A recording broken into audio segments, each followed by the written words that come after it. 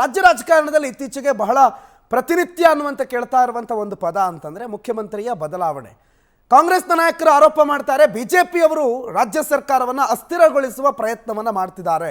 ಬಿಜೆಪಿಯ ನಾಯಕರಿಗೆ 136 ಶಾಸಕ ಬಲದ ರಾಜ್ಯ ಕಾಂಗ್ರೆಸ್ ಸರ್ಕಾರವನ್ನು ನೋಡಿದ್ರೆ ಅಸೂಯೆ, ಹಾಗಾಗಿ ಸರ್ಕಾರವನ್ನು ಕೆಡವಬೇಕು ಅಂತ ಹೇಳಿ ಬಹಳಷ್ಟು ಪ್ರಯತ್ನಗಳನ್ನು ಮಾಡ್ತಿದ್ದಾರೆ ಅನ್ನುವ ಆರೋಪಗಳ ನಡುವೆನೆ ಕಾಂಗ್ರೆಸ್ಸಿಗರೇ ಬಹಳಷ್ಟು ಜನ ಕಾಯ್ತಾ ಇದ್ದಾರೇನೋ ಅನ್ನಿಸುವಂಥ ಬೆಳವಣಿಗೆಗಳು ಕಳೆದ 15 ದಿನಗಳಿಂದ ನಡೀತಾ ಇದೆ.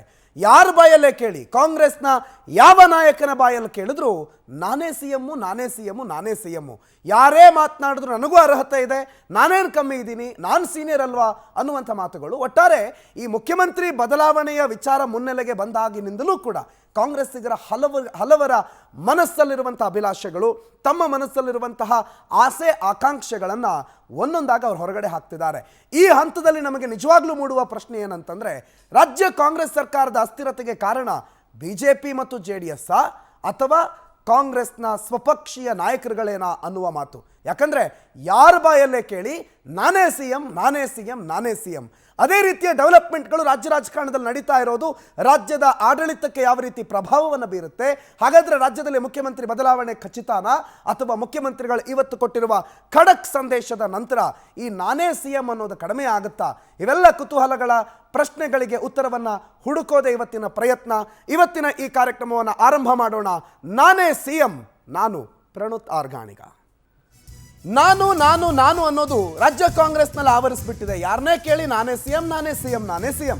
ಸಿಎಂ ಕುರ್ಚಿಗೆ ಕಾಂಗ್ರೆಸ್ನ ಪ್ರಭಾವಿಗಳು ಅಂತ ಕರೆಸ್ಕೊಳ್ಳೋ ನಾಯಕರು ಟವಲ್ ಹಾಕ್ತಿದ್ದಾರೆ, ಕರ್ಚಿಪ್ ಹಾಕ್ತಿದ್ದಾರೆ. ಕೆಲವರೊಂದಿಷ್ಟು ಜನ ಜುಬ್ಬ ಹೊಲಿಸ್ಬಿಟ್ಟಿದ್ದಾರೆ, ಕುರ್ಚಿ ನಂದೇ, ಕುರ್ಚಿ ನಂದೇ ಅನ್ನೋದು. ಆದರೆ ಇವತ್ತು ಕಡ್ಡಿ ಮುರಿದಂಗೆ ಖಡಕ್ ಆಗಿ ಮಾತನಾಡಿದ್ದಾರೆ ಹಾಲಿ ಸಿಎಂ ಸಿದ್ದರಾಮಯ್ಯ. ಇವತ್ತು ಸಿದ್ದರಾಮಯ್ಯನವರ ಮಾತನ್ನ ಕೇಳ್ತಾ ಇದ್ದಂಗೆ ಈ ಚರ್ಚೆಗಳೆಲ್ಲಾದ್ರೂ ನಿಂತು ಹೋಗುತ್ತಾ? ಯಾಕಂದ್ರೆ ಯಾವುದೇ ಕಾರಣಕ್ಕೂ ನೋ ಡೌಟ್ ಕುರ್ಚಿ ಬಿಡಲ್ಲ ಅನ್ನೋದನ್ನ ಸಿದ್ದರಾಮಯ್ಯನವರು ಸ್ಪಷ್ಟವಾಗಿ ಹೇಳಿದ್ದಾರೆ. ಸಿಎಂ ಆಗಿ ನಾನೇ ಮುಂದುವರಿತೀನಿ ಅಂತ ನೇರವಾಗಿ ಹೇಳಿದ್ದಾರೆ. ಹಲವು ಕೈ ನಾಯಕರು ಹೈಕಮಾಂಡ್ ಅನ್ನ ಭೇಟಿ ಮಾಡೋ ಈ ಸಂದರ್ಭದಲ್ಲಿ ಸಿಎಂ ಸ್ಪಷ್ಟನೆಯ ಮಾತುಗಳನ್ನಾಡಿದ್ದಾರೆ. ಮುಖ್ಯಮಂತ್ರಿಗಳ ಮಾತುಗಳನ್ನ ಮೊದಲು ಕೇಳಿಸ್ಕೊಳ್ಳಿ. ಯಾರು ಹೇಳಿಕೆ ಕೊಟ್ಟಿಲ್ಲ. ಈಗ ನೋಡಿ, ಯಾರು ಚೀಫ್ ಮಿನಿಸ್ಟರ್ ಆಯ್ತೀವಿ ಅಂತ ಹೇಳಿಲ್ಲ, ಕುರ್ಚಿನೇ ಖಾಲಿ ಇಲ್ಲ. ಚೀಫ್ ಮಿನಿಸ್ಟರ್ ಆಯ್ತೀವಿ ಅಂತ ಯಾಕೆ ಹೇಳ್ತಾರೆ? ಅವ್ರೇನು ಎಲ್ಲರೂ ಏನು ಹೇಳ್ತಾರೆ? ಸಿದ್ದರಾಮಯ್ಯನವರೇ ಮುಂದುವರಿತಾರೆ ಅಂತ ಹೇಳ್ತಾರಲ್ವಾ?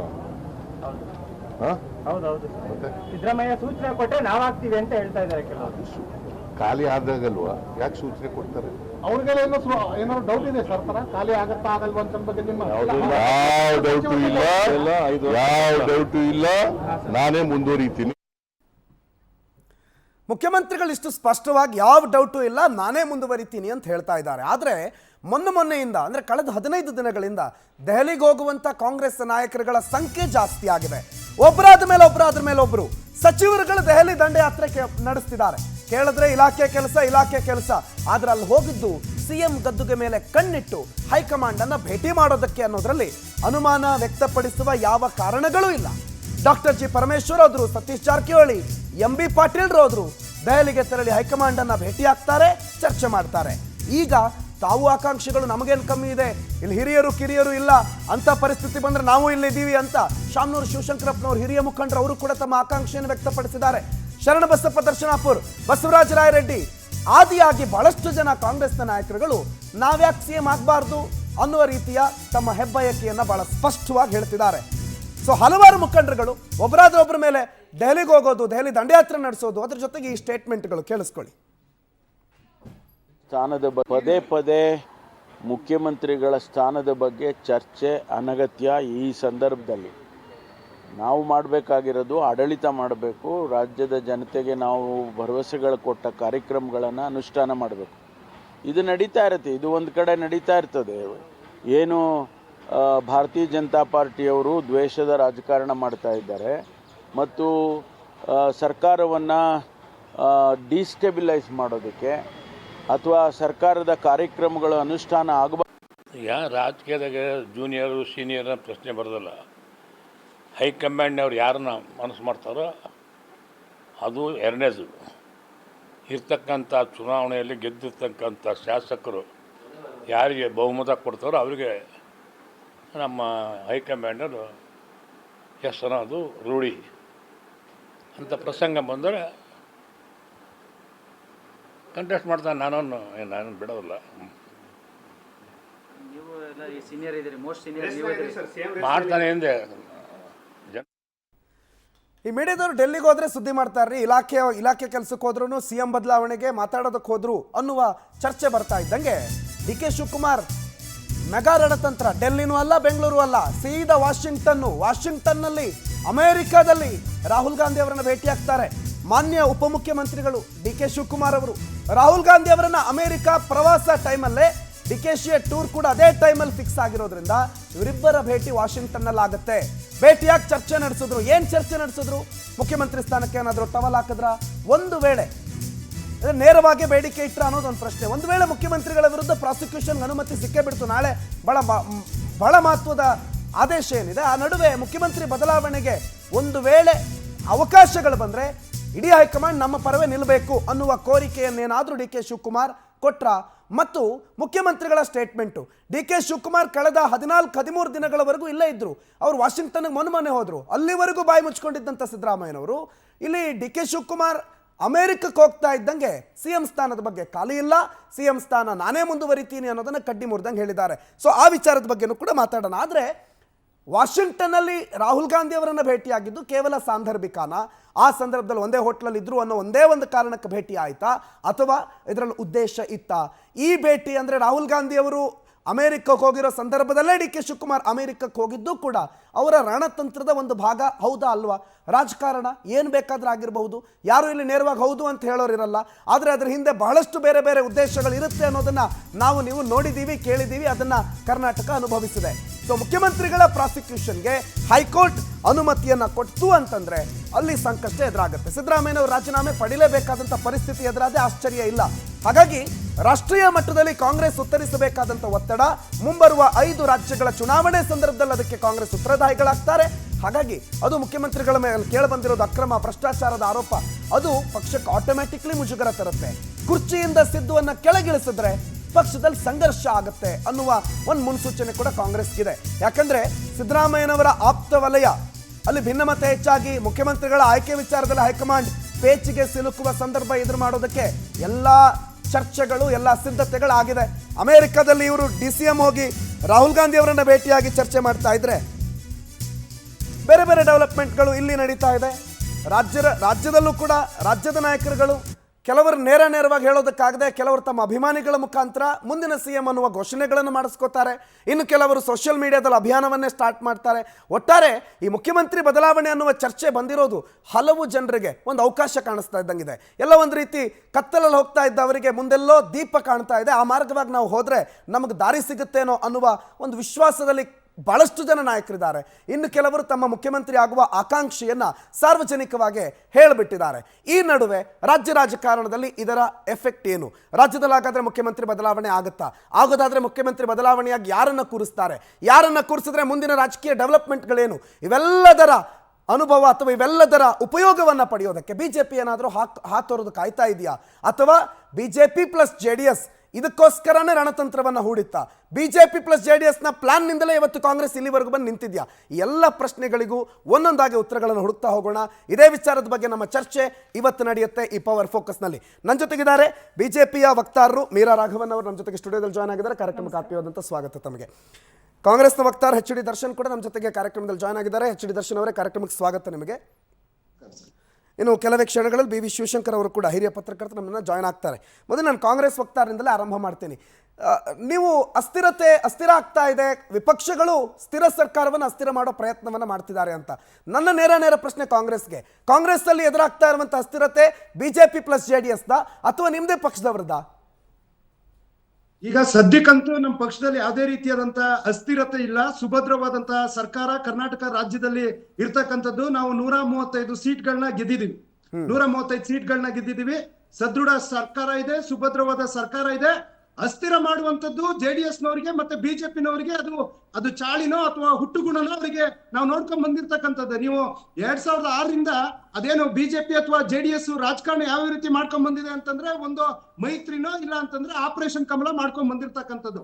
ಅವರು ಹಪತಪಿಸುವಂತದ್ದು ಸರ್ಕಾರವನ್ನು ಯಾವ ರೀತಿ ಆದ್ರೂ ಅಸ್ಥಿರ ಮಾಡ್ಬೇಕು ಅನ್ನುವಂತ ಕೊಂಚ ಕೂತಿದ್ದಾರೆ ಅನ್ನುವಂಥದ್ದನ್ನ ಜಗಜ್ಜಾಹೀರ ಮತ್ತೆ ಬೋಸರಾಜ್ ಅವರು ಮತ್ತೆ ಗಣಿಗ ರವಿ ಅವರು ಸಮೇತ ಅವ್ರು ಹೇಳಿದ್ದಾರೆ ಸುಮಾರು 100 ಕೋಟಿಯಷ್ಟು ಆಫರ್ಗಳನ್ನ ಕೊಡ್ತಾ ಇದ್ರೆ ಅಂತ ಹೇಳಿ. ಮತ್ತೆ ಕಳೆದ ಬಾರಿ ನಾವು ಏನು ಆಪರೇಷನ್ ಕಮಲ ಮಾಡಿ 17 ಜನ ಕರ್ನಾಟಕದಲ್ಲಿ ಶಾಸಕರನ್ನ ಖರೀದಿ ಮಾಡ್ಕೊಂಡು ಹೋಗಿರ್ತಕ್ಕಂಥದ್ದು, ಅವರೆಲ್ಲ ವಾಪಸ್ ಬರ್ಬೇಕಾದ್ರೆ ಸಿಡಿಗಳಿಗೆ ಸ್ಟೇ ತಗೊಂಡ್ಬಂದಿರ್ತಕ್ಕಂಥದ್ದು ಪ್ರತಿಯೊಂದು ನಾವು ಕಂಡಿದೀವಿ. ನಾಟ್ ಓನ್ಲಿ ಇನ್ ಕರ್ನಾಟಕ, ನೀವು ಆಂಧ್ರ ಪ್ರದೇಶದಲ್ಲಿ 46 ಜನ, ಗೋವಾದಲ್ಲಿ 17 ಜನ, ಕರ್ನಾಟಕದಲ್ಲಿ 17 ಜನ, ಮಹಾರಾಷ್ಟ್ರದಲ್ಲಿ 72 ಜನ, ಇನ್ನ ಗುಜರಾತ್ ನಲ್ಲಿ 20 ಜನ, ಮಧ್ಯಪ್ರದೇಶದಲ್ಲಿ 30 ಜನ. ಪ್ರತಿ ಕಡೆ ಇವರು ಆಪರೇಷನ್ ಮಾಡುವಂತ ಕೆಲಸಗಳನ್ನ ಮಾಡ್ತಾ ಬರ್ತಾ ಇದ್ದಾರೆ. ಇದು ವಾಸ್ತವಾಂಶ, ನೈಜ ಸತ್ಯ. ಮತ್ತೆ ಆಪರೇಷನ್ ಗಳಿಗೆ ಬಗ್ಲಿಲ್ಲ ಅಂತಂದ್ರೆ ಬಿಜೆಪಿ ಇನ್ನೊಂದು ಅಸ್ತ್ರ ಏನ್ ಹೂಡುತ್ತೆ ಅಂತಂದ್ರೆ ಐಟಿ, ಇಡಿ, ಸಿಬಿಐ ಮೂಲಕ ನಮ್ಮನ್ನ ಬೆದರಿಸುವಂತ ತಂತ್ರ ಮಾಡ್ತದೆ. ಬೆದರಿದವರು ಪಕ್ಷ ಬಿಟ್ಟು ಹೋಗಿದ್ದಾರೆ, ಅದು ನೋಡಿರ್ತಕ್ಕಂಥದ್ದು ವಾಸ್ತವ ಸತ್ಯನೇ. ಆದ್ರೆ ಯಾರು ಸಹ ಈಗ ಈ ಬಿಜೆಪಿಯ ತಂತ್ರಗಾರಿಕೆಗೆ ಬಗ್ಗುವರಂತಲ್ಲ.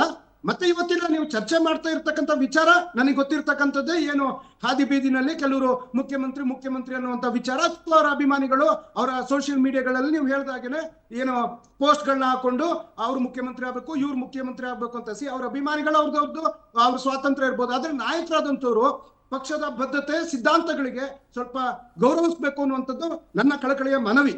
ಜೊತೆಗೆ ಎಲ್ಲಿ ಟಿವಿ ಮಾಧ್ಯಮಗಳ ಮುಂದೆ ಬಂದು ಯಾವುದೇ ನಾಯಕರು ನಾನು ಸಿಎಂ ಆಗ್ತೀನಿ ಅಂತಂದ್ರೆ ಮಾಧ್ಯಮದ ನೀವು ನಿರೂಪಕರಾಗ್ಲಿ ಅಥವಾ ನಿಮ್ಮ ವರದಿಗಾರರಾಗ್ಲಿ ಅಥವಾ ನಿಮ್ಮ ಚಾನೆಲ್ ನ ಮುಖ್ಯಸ್ಥರು ಯಾರನ್ನೂ ಮುಖ್ಯಮಂತ್ರಿ ಮಾಡ್ಲಿಕ್ಕೆ ಆಗಲ್ಲ. ಇದು ಗೊತ್ತಿರ್ತಕ್ಕಂಥ ನೈಜ ಸತ್ಯ. ಮತ್ತೆ ಫೇಸ್ಬುಕ್ ಗಳಲ್ಲಿ ಏನಾದ್ರು ಅಭಿಮಾನಿಗಳು ಇಂಥವ್ರೆ ಮುಖ್ಯಮಂತ್ರಿ ಆಗ್ಬೇಕು ಅಂತಂದ್ರೆ ಯಾರೋ ಜುಗರ್ಬರ್ಗು ಯಾರನ್ನೂ ಮುಖ್ಯಮಂತ್ರಿ ಮಾಡ್ಲಿಕ್ಕೆ ಸಾಧ್ಯ ಇಲ್ಲ.